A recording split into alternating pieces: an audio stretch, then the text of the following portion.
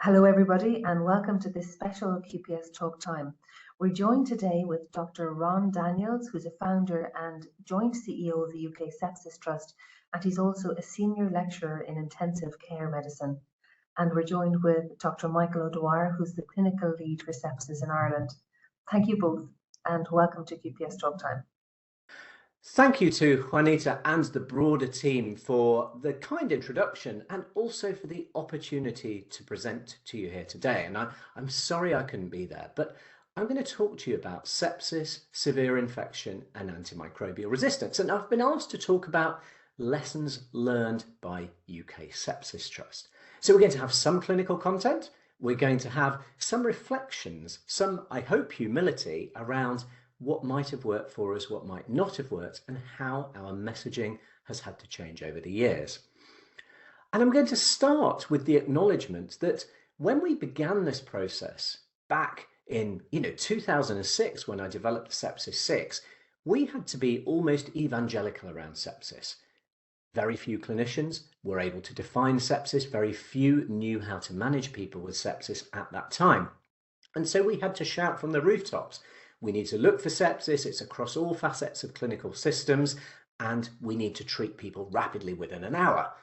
But now, as more and more health professionals are routinely trained in recognition of management of sepsis, of course, we've had to become more nuanced.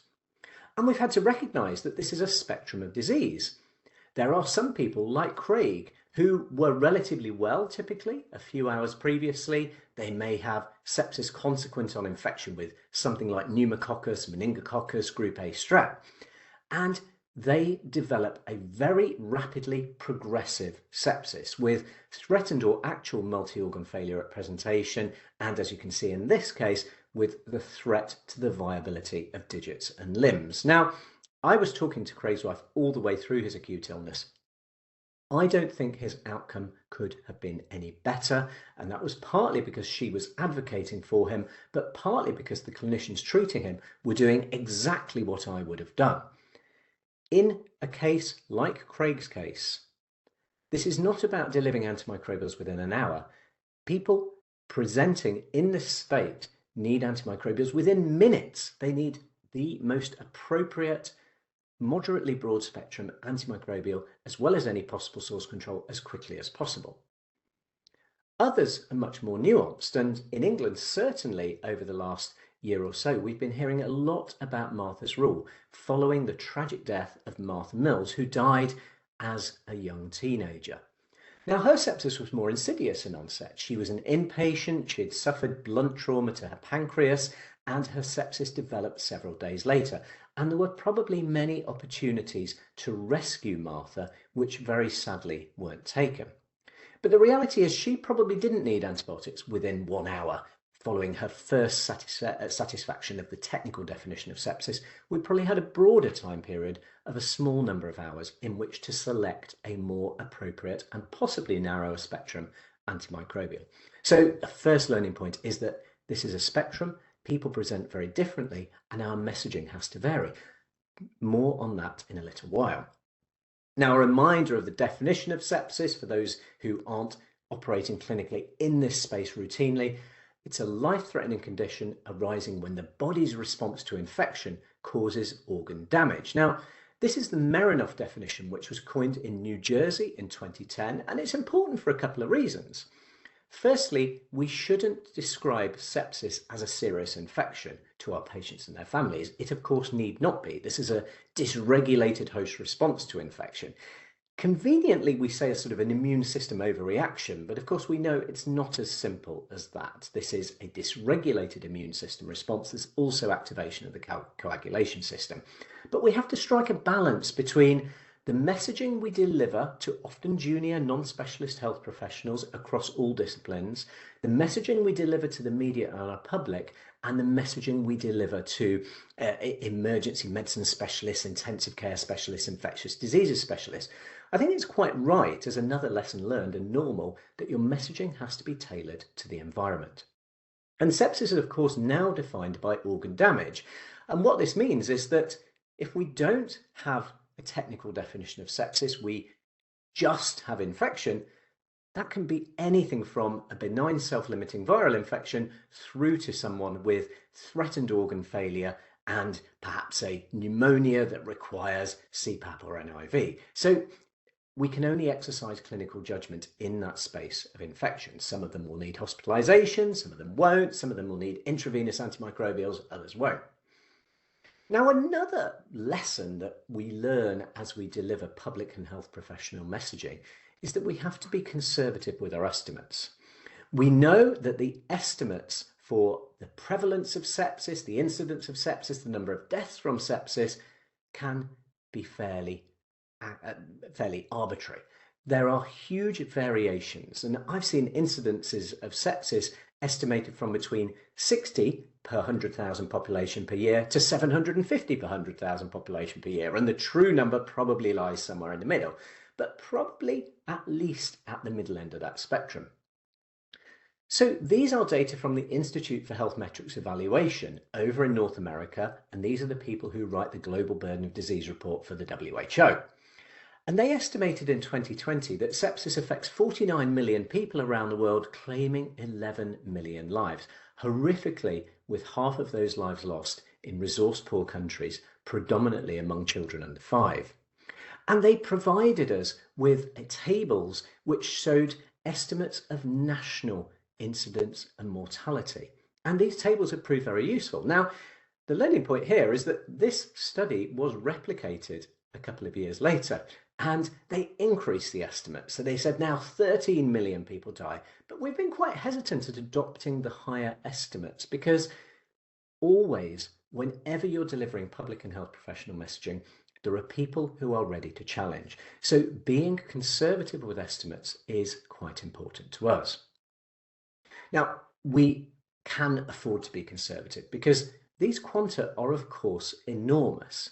Now, these are compared where they are possible with official WHO estimates and where not possible with other credible society estimates. But you can see that. And look, I'm an intensive care clinician. I know how horrible COVID-19 was from 2020 to 2023 for our patients and their families, as well as for our staff.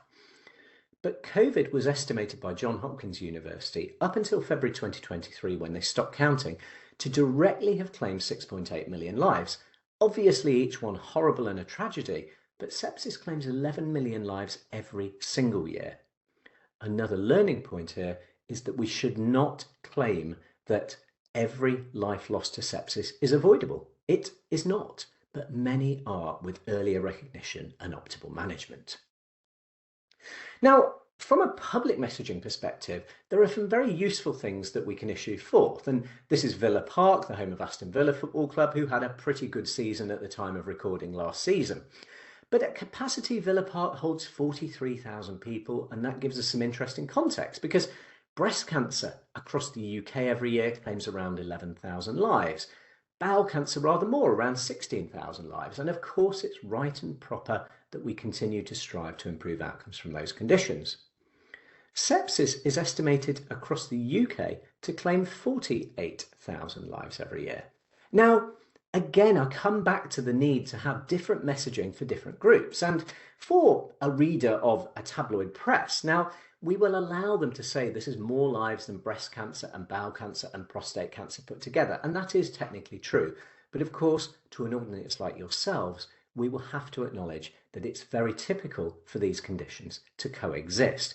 And so these aren't unique sepsis deaths. Without the underlying condition, the person may well not have developed sepsis, but these are deaths that could have been prevented in some cases with earlier identification and management, even in people being palliated for an underlying condition. Now, when we work with the media as a charitable organisation, it's true to say that the media are far more interested in a story of a child who's died of sepsis or a young mother who's died of sepsis leaving a single parent family to bring up their traumatised children. That's the natural tendency of the media. Now, of course, we know that sepsis preferentially affects older adults. Now, these are data from New York State, and New York State, really in competition with Ireland and perhaps Western Australia and New South Wales and Canada and a number of other sort of pockets and regions of good practice in prioritising sepsis. New York State, to my mind, has the world's best. It's heavily legislated, it's heavily resourced, and they have some really good data coming out of there. These are their most recent published, and I think you can see for yourselves that almost half of adults admitted to New York State's hospitals were of working age. Now, that means that we have two true statements. One is that sepsis can affect anyone at all ages, and indeed almost half of adults admitted to our hospitals are working age adults. But that's compatible with saying you're much more likely to develop sepsis as you age. And of course, it's because the population, the cohort sizes are very much larger in middle age than they are as octogenarians. So yes, sepsis is more likely as we age, but that's not the same as saying sepsis only affects old people. Now, incidentally, these New York data, when you extrapolate them out, really corroborate the IHME estimates for the country-specific number of deaths and admissions in the UK. So they had estimated 245,000 cases a year in the UK with 48,000 deaths. These New York data are based on a population of 20.7 million. So obviously, if you increase this by a factor of 3, you can see that they reasonably corroborate those estimates. Similarly, among children, yes, the media like to pick up images of babies who've sadly lost their lives, but sepsis can affect any child, as Martha Mill's story demonstrated to us. And indeed, in the New York data from 2019, slightly more than half of children admitted to New York State's hospitals were of school age. So again, yes, neonates are more likely to develop sepsis than older children, but there are a lot more older children. So we see as many, if not more, school-age children. And I think we have to talk when we're talking about sepsis, because we have to remember, and this is a sort of lesson that gradually we've nuanced our relationship with over the years, we have to remember that the definition of sepsis, applying a single set of criteria, irrespective of age, comorbidity, and physiology, is a little bit arbitrary. And the definitions change over time. So we can't draw a legitimate line in the sand and say, you have sepsis, you need a pathway, you don't have sepsis, you're absolutely fine, because people vary hugely. So we have to look in the context of severe infection. And we know that in high-income countries in the Northern Hemisphere like ours, we see 4 sources of infection giving rise to 95% of episodes of sepsis. And of course, they vie for position according to the different studies, but almost always pneumonia comes out with around half of cases. So we did a head count within England, and we looked at the obvious ICD diagnostic codes for those 4 sources of infection. We didn't try to be exhaustive, we just took the obvious ones. And in England in 2017, 1.7 million admissions to our hospitals were either caused by or complicated by infection in one of those spaces.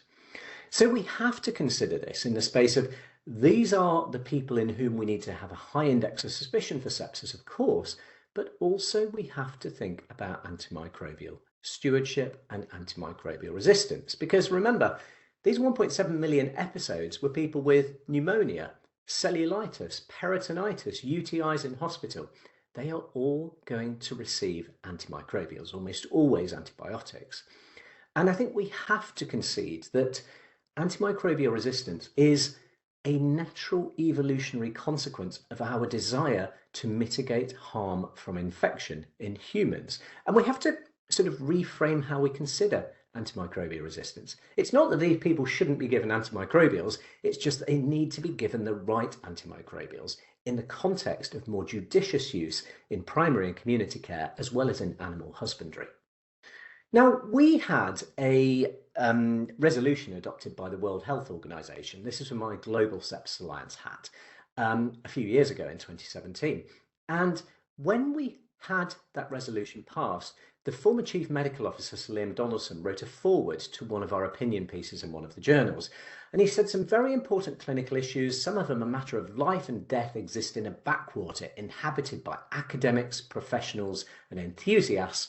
But the public and political space is where sepsis needs to be in order for things to change.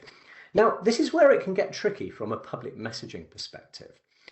We have a duty as a charity to raise awareness of sepsis so that our public can get to healthcare on time. But of course, an unintended consequence of getting that messaging wrong might be that emergency physicians become fed up with people who are obviously well, worried that they have sepsis, GPs similarly, and so forth. So we have to try to get the balance right. Now, we're a small charity. We don't have any significant marketing budget. In fact, we don't pay for any advertising at all.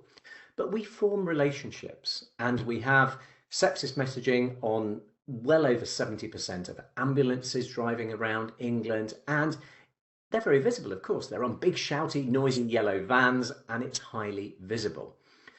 The symptoms list that we carry on these ambulances was developed in a 6-month process with Public Health England, as was, together with representatives of the Royal Colleges. So these symptoms, this sort of sepsis acronym that spells the word sepsis, were not plucked out of thin air. They were intended to strike the right balance between symptoms that most GPs, most emergency physicians would concede required urgent assessment.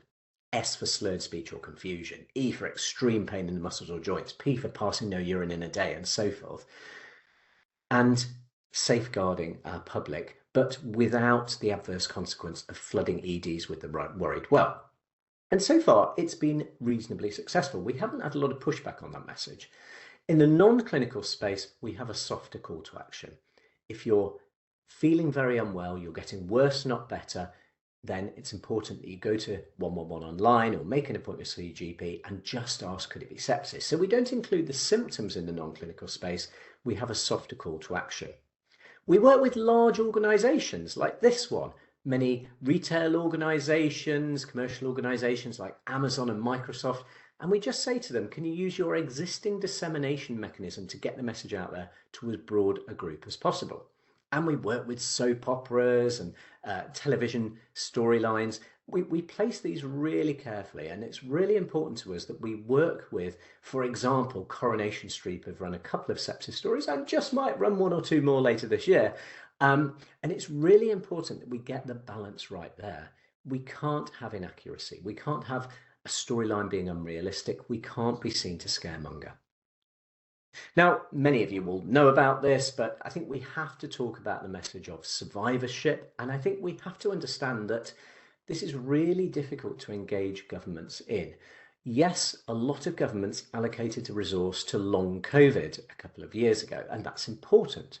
But of course, long sepsis, if you like, or what we call post-sepsis syndrome, can be equally debilitating, and little or no resource is allocated to it. But the reality is very few governments could afford to.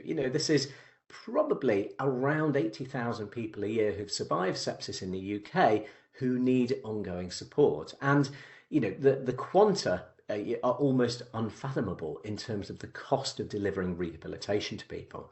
But there is a need there, and we need to get better with the way we engage governments.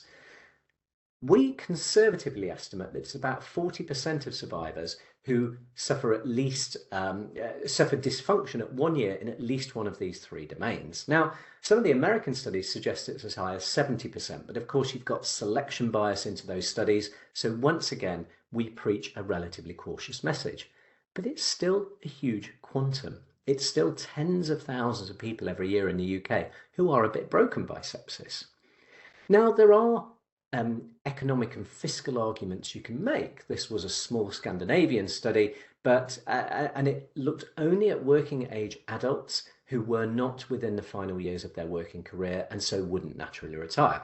And they followed people up for a year, and they found that 57% were back at work, although many of them in a changed role to previously and working fewer hours than previously, but 43% had not managed to return to work at all. So yes, of course, there's a fiscal argument, but when you're talking to governments, so within the sphere of Westminster, you're asking the Department of Health for Health and Social Care to deliver the resource allocation to improve this and to get people back to work, but the beneficiaries are the Department for Work and Pensions, and this sort of cross-departmental sharing of load and benefit doesn't really happen in many governments around the world. So we as a charity need to refine our message, get some better health economic analysis, and really make a coherent business case for this, which we haven't done yet. So coming on to the sort of more clinical space, what is the NHS doing? Well, I think firstly, we have to acknowledge we're not doing as well as we were before the pandemic. The Health Services Journal has recently published saying that they've had 30 prevention of future death reports from coroners showing that sepsis is not being managed well within the NHS, and various quotes allocated, such as disregarding of NICE guidelines because they were inconvenient. Similarly, we've had a follow-up report, and these have all been in the last 12 months, from our Parliamentary and Health Service Ombudsman, finding very common and familiar themes to clinicians who are involved in serious investigations. And we know all of these themes, but the reality is they're still happening in the UK 10 years after the PHSO first highlighted that sepsis was a major issue. And it's in children as well as adults. Again, very recently, we've had the National Child Mortality Database, which, from memory, but forgive me if I'm wrong, covers England, Northern Ireland and Wales. And they identified that in children who had succumbed to infection, there were modifiable factors in 40% of cases. So we know we're not doing badly, we're not doing well rather. Now, in terms of the clinical setting, we have had to acknowledge as a charity that this is a very fluid environment. We can't be too prescriptive, too didactic with our messaging because everything changes. Only 8 years ago at the time of recording, JAMA was recommending that we use QSOFA as a quick bedside prompt to help us to identify sepsis. And many hospitals in the UK brought this straight into their screening tools and said, yeah, let's use QSOFA. But it was not long after that we started to see some noise in the literature that QSOFA was not as good as other existing early warning scores. And this was one of the best known studies, and it sort of said that this failed prospective validation, such that the Surviving Sepsis campaign in 2021, just 5 years after all the noise around QSOFA, said, don't use it. If you're already using News or Muse or something similar, do not use QSOFA. This was a strong recommendation. So it's just an example of how things have had to be fluid. And we as a charity have been working with these agencies to sort of assimilate the academic guidance. We're not an academic guideline writer, absolutely not, but we assimilate it, we operationalize it. Now, I've talked, and I mentioned earlier, about the disquiet around antimicrobials, that some people need them really quickly, some people don't. The Surviving Sepsis campaign recognised this in 2021 and said, okay, if your patient has shock, then they need antimicrobials urgently within 1 hour. If they don't have shock, you've got to ask yourself a second question. How sure am I that this is sepsis? And if there's a lot of diagnostic uncertainty, we know that there are huge numbers of sepsis mimics out there. Not everyone presenting with a high News 2 score has sepsis, of course. Then we exercise a bit of restraint. We allow a more generous time window of 3 hours to administer antimicrobials.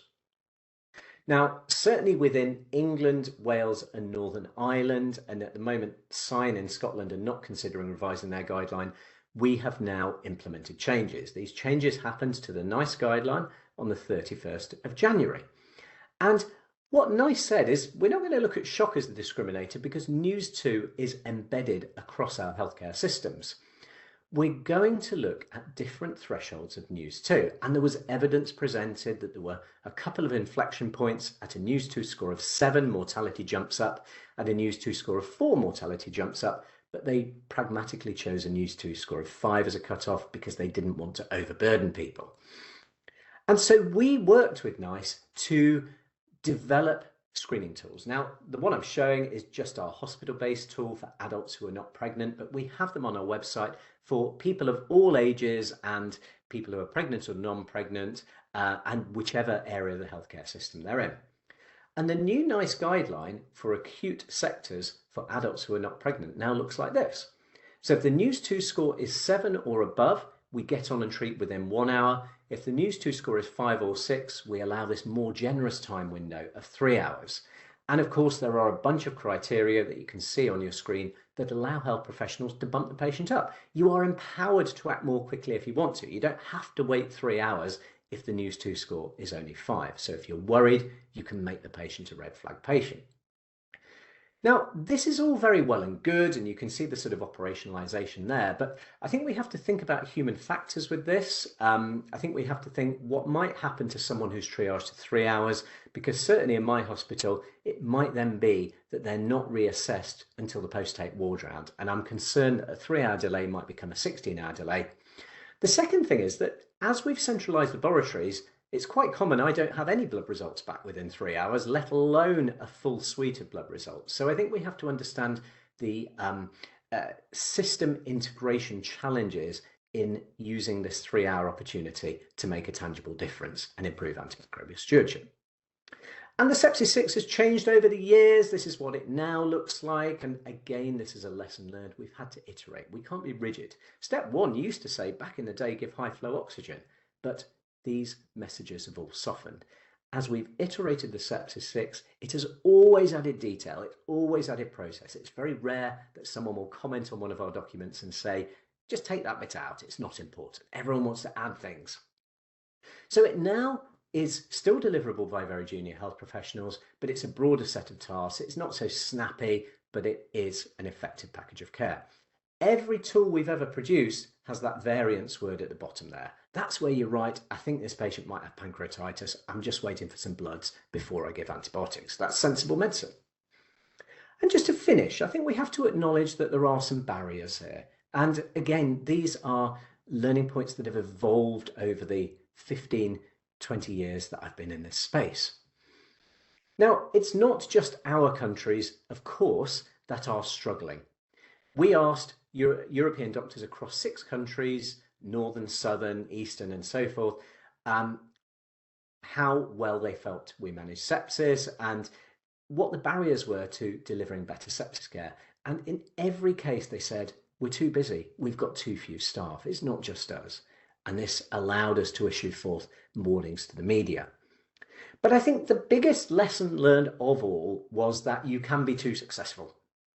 We had a commissioning incentive across England only from 2016 to 2019, and we had huge performance improvements. We went from 32% of people receiving antibiotics at the right time to 80% of people in 2019. Fantastic process improvements, but of course, whenever there's a financial incentive, there's always gaming. And some health professionals became disquieted that they were being asked to give antibiotics without due thought and attention. Interesting to note that mortality across 3 sequential studies, which varied significantly in methodology, appeared to be falling. This process linked to outcome was borne out more convincingly within New York State data. So I think at least there's some connection here. But the health professional disquiet was around increased antibiotic use. And there was a letter to the Lancet that showed that antibiotic use in emergency departments had doubled from 2014 until 2019, which is alarming. These are data from our Royal Pharmaceutical Society. But I think the important data column is on the right-hand side. Yes, antibiotic use in emergency departments doubled. We were using EDs very differently in 2019 to 2014. In 2014, we were still obsessed with the 4-hour trolley wait. By 2019, we'd given up. But total hospital use of antibiotics, including EDs, barely changed. Yes, of course, 1% is worse than 0% or a fall, but it's certainly not a doubling. So I would argue, and I know that the Irish data support this, that you can incentivize better sepsis care, you result in earlier administration of antimicrobials without the adverse consequence of increasing antimicrobial resistance. That is critically important. We can do this, we just have to measure the unintended consequence.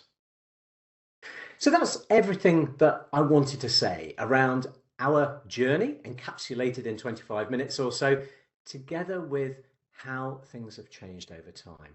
Hopefully it's been reflective, hopefully it will stimulate some conversation, and I look forward to any questions. Ron, thank you so much. There's so much information in that, and I think it's really helpful to get that insight into what you found has been helpful and some of the learning that you've had along the way as well. Just a few quick questions that we have, if possible. One of the things that you talked about was incentivizing staff in terms of getting their engagement in this. Have you found specific things have worked to help make this a priority for staff? Yeah, so at a sort of low level from a staff perspective, where this has worked really well, I think always there has been top level engagement. So where this has worked really well in our hospitals, and I'm talking about the UK, I do carry a global hat, but I've been asked to talk about the UK experience. Um, this has been supported by the board, but devolved to the grassroots. So it's been around, just very simple things where it's worked well. The sepsis team has taken cakes or sweets or chocolates around to the wards when they've been delivering the teaching. There's been competitions, there've been run charts. So incentivization can be, of course, through glucose receptors, but it can be through healthy competition. The use of run charts, the use of days free of a greater than 1 hour breach from the time of recognition to the time of administration of antimicrobials. I know of a number of hospitals that actually allocated a budget to their individual care areas, recognizing that in some care areas a sepsis trolley would work, in other care areas a sepsis bag would work, in other care areas cakes would work. And I think this local context sensitive knowledge is really important.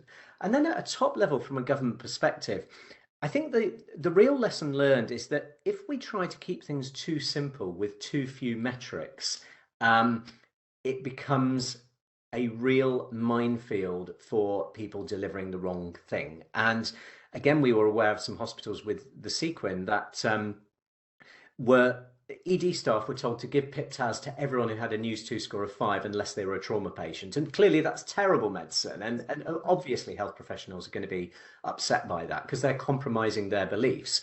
And so we can't do that. And I think really what we have to do is to begin to deliver proper pathways-based commissioning for excellence in this space. We have to have governments and healthcare commissioners understand that we need better diagnostics at the front line. We need to be empowered to act or indeed to withhold action without being measured on very simple, blunt metrics. So I think there's sort of bottom level and top level things that we need to get better at.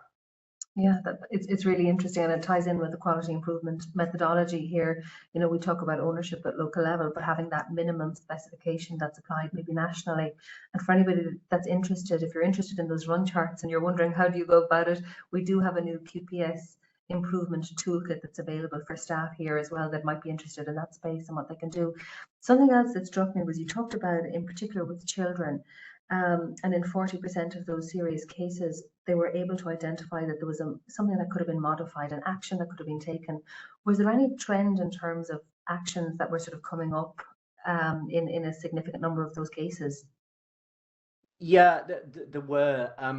Diagnostic blinkers was a big one, where children are admitted with one problem or with one history of comorbidity, and health professionals were just sort of, following previous diagnosis, not opening their minds to the possibility that another diagnosis was possible, and so they were missed. Another common theme, not escalating. So, it was common that, of course, a healthcare assistant or a nurse was identifying abnormal physiology, escalating either to a nurse in charge or a junior doctor, and they were, missing the point, missing how sick the child was, and not escalating to more senior health professionals. So that was a common theme, as well as unexplained delays in administration of antimicrobials. It's really common, and one of the most common lags we have is delay from a prescription to administration, and often that's not an individual being lazy, it's the fact that we don't have the resource and the skills that we need to deliver this reliably. So we have to assess all of these things. I think we must reinforce that across the UK, with a population of 67 million, we estimate we see about 48,000 deaths each year. Thankfully, only about 300 are children. Now, that's 300 too many, but whereas the media portray that this is a scourge of children's lives, it's actually, of course, far more commonly affecting adults. Okay, and you did talk about that importance about striking the balance in our messaging, tailoring it to the different environments, and you just touched on it there. I suppose one of the pieces that has come up is that in some areas there's a thought that maybe we focus too much on sepsis to the detriment of maybe diagnosing something in a broader sense. Is that something you've come across, or is there a way that we can prevent that if we are putting a lot of effort and time into helping people recognize symptoms of sepsis, that we can make sure that we don't have diagnostic overshadowing or something preventing us from diagnosing other illnesses? Yeah, no, of course, and sort of prioritization fatigue is a genuine thing, of course. And looking at the context of an ED physician, obviously there are targets around door-to needle time in acute coronary syndrome, in stroke. There are targets around, who and when should assess someone with polytrauma, and then something else comes in with, targets for sepsis, and they think, well, how am I going to do all of this? And the reality is that the system needs to provide the resource to deliver the right care to all of these people. And then thinking about it from, sorry to come back to the pediatric message, but from a parent's perspective, we've quite rightly terrified parents for many years around meningitis. They know to look for that rash. They know about the glass test.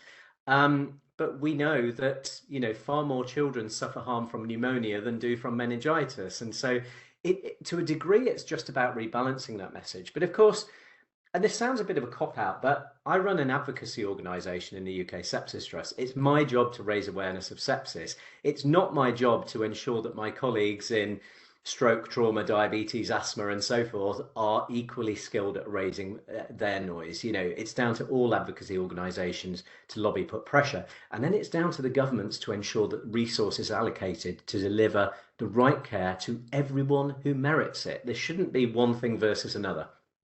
Yes, absolutely. And at the end of the day, it's the clinician in front of the patient that's going to have to make that determination with all the information they have. And it's not easy because I think one of the things I was really struck with is the symptoms of sepsis. When I looked at it as part of this work, they could be any illness. It's quite hard to diagnose. I'm conscious, just maybe Michael, we might bring you in there if there's a question or two that you'd like to ask Ron. Yeah, I'm just curious. Well, first of all, Ron, that was great and a great presentation of all of the points at which we can tackle sepsis and have an opportunity to intervene right from, the start of the illness and that patient at home, in the presence of carers and raising awareness through to missed opportunities in hospital and then touching on intensive care treatments. And if you take sepsis in the Western world as a completely different illness and different opportunities from those in low and middle income countries where perhaps, resources should be put in different places. But if there was one part of that journey, in our world, where, and given that we've got about a 20% mortality and a big denominator there, so a huge number of patients dying and a limited amount of resources, and that in Ireland, the public awareness campaign and money comes from government sources, similar to all of the initiatives within hospitals. Where are the biggest gains to be made? Is it in the community and at home and primary care? Is it the development of the disease in hospital? Or is it novel therapeutics at the later stage of the disease, so that you're not considering a patient with another life-limiting illness who's now saying, actually, I don't want 4 weeks in an ICU and on a ventilator. Should we be focusing on new treatments so that that's not their option, so that there are better treatments? Where, if you had a limited pot of money, where are the biggest gains to be made? Well, Michael, I spend a lot of time around politicians, so as you'd expect, I'm not going to go off the bat and give you one thing. But I will summarise with the one thing that I think would make the biggest difference. I think we've got to get better at looking at sepsis holistically across a healthcare system. It's a good thermometer of how well a system is performing, and that almost comes back to my commissioning argument that we have to have pathways-based commissioning. Part of that is we need a partnership between a public who are aware and know when to access healthcare and health professionals who are well trained and are empowered to deliver the right care, working in a culture that provides them with the resource and supports their actions. I think a second area, you talked about novel therapeutics, and perhaps we could talk about a theranostic space. I don't think we're ready for that because we don't have good enough data. I presented that, Craig McKinley presented in a very different way to Martha Mills. We know there are different phenotypes, and yet we continue to deliver scientific studies that focus on sepsis using a change in SOFA score definition and put everybody into one scientific trial. And that doesn't open the door to the discovery of novel therapeutics. And I think we need to get much better at using big data, using pattern recognition, machine learning, whatever you want to call it, to really understand at a granular level what a Martha Mills looks like, who needs urgent antimicrobials and urgent specific therapeutics, and what a Craig McKinney looks like and what an 88-year-old looks like, because they are all going to look very different, and they'll look different depending on where their infection is, what their bug is, and what their sort of genomics are primed to do at that particular stage in their life. And so we need to get much better at understanding that, and we need to segment the disease of sepsis according to phenotype and cohort, and then we can start to test these novel therapeutics. So I'm not sure we're ready for that. I think what we are ready for, and the thing that I think could make the biggest difference right now, is much better integration of novel and rapid diagnostics into clinical systems. It is nonsensical to me that we centralize laboratories, put in place multiple process map delays, redundant, and in the 20 years since I've been a consultant, I've seen the time taken to get urea and electrolytes go from 45 minutes to 3 hours routinely in a big city in the UK. And when we have the science evolving for all of the diagnostics we need in the space of sepsis, risk stratification biomarkers, pathogen identification strategies, antimicrobial susceptibility testing, all of that science is evolving at an infinitely greater rate than our ability to properly integrate it into clinical systems. And I think if we can get that bit right across community and hospital-based care, we can make much more sensible prescribing decisions, withholding of prescribing decisions, therefore improving antimicrobial stewardship, and escalation decisions. And I think that would be my biggest single thing we could get better at. Thank you very much for those insights, Ron. Fantastic. And maybe Ron, just before we finish up, and just to say thank you so much again for being willing to join us. I suppose the last thing is, if you had one key message for staff who are maybe attending the conference or who are watching this back, what might that be? So I would say that we've all heard of horror stories with sepsis. Equally, we are all aware that sepsis is difficult to diagnose, and there are many conditions that mimic sepsis. That doesn't mean we should turn ourselves off from the importance of recognizing sepsis quickly. We have to recognize that there are Craigs out there who need urgent attention, there are Marthas out there who need less urgent attention, but they still need our attention. We shouldn't turn off from prioritizing sepsis. Okay, and that's actually perfectly fitting, because the theme of this year's conference is early treatment saves lives. So that was beautifully summed up. So thank you for that. Look, really appreciate your time, and thank you so much for joining us. Well, thank you for the kind opportunity.